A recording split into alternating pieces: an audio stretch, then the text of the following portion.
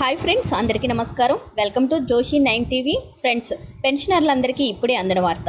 ఆ వివరాలేంటి వీడియోలో తెలుసుకుందాం. వీడియోను మొత్తం ఎక్కడ స్కిప్ చేయకుండా చూడండి. వీడియో కానీ మీకు నచ్చినట్లయితే మన ఛానల్ని లైక్ చేయండి, షేర్ చేయండి, సబ్స్క్రైబ్ చేసుకోండి. ఇంకా లేట్ చేయకుండా వివరాల్లోకి అయితే వెళ్ళిపోదాం. ఉద్యోగుల ప్రొవిడెంట్ ఫండ్ ఆర్గనైజేషన్ చందాదారులకు కీలక విషయం తెలియజేసింది. చందాదారులు తమ ప్రొవిడెంట్ ఫండ్ కార్పస్ నుంచి విత్డ్రా చేసిన సొమ్మును ఇతర అవసరాలకు వాడితే దాన్ని తిరిగి చెల్లించాల్సి ఉంటుందని తెలిపింది. ఈ విషయాన్ని సోషల్ మీడియా ద్వారా స్పష్టం చేసింది. సాధారణంగా పదవి విరమణ తర్వాత లేదా 58 ఏళ్ళు పూర్తయిన తర్వాత మాత్రమే పీఎఫ్ సొమ్ము తీసుకునే వీలుంటుంది. అయితే కొన్ని సందర్భాలలో ఇంటి నిర్మాణానికి, పిల్లల విద్య లేదా పెళ్లిళ్ళు, అనారోగ్యం వంటి కారణాలకు కొంత మొత్తం పీఎఫ్ ఖాతా నుంచి తీసుకోవచ్చు.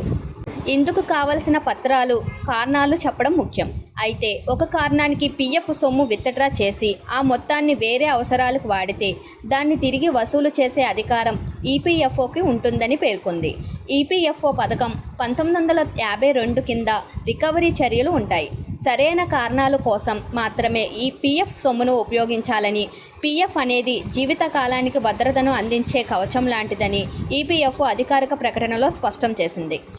ఈపీఎఫ్ స్కీమ్ 1952లోని సెక్షన్ 68(b)(11) ప్రకారం నిబంధనలకు వ్యతిరేకంగా వేరే అవసరాలకు పీఎఫ్ సొమ్మును వాడితే చందాదారులకు 3 ఏళ్ల వరకు విత్డ్రా చేసుకునే అవకాశం కోల్పోతారు.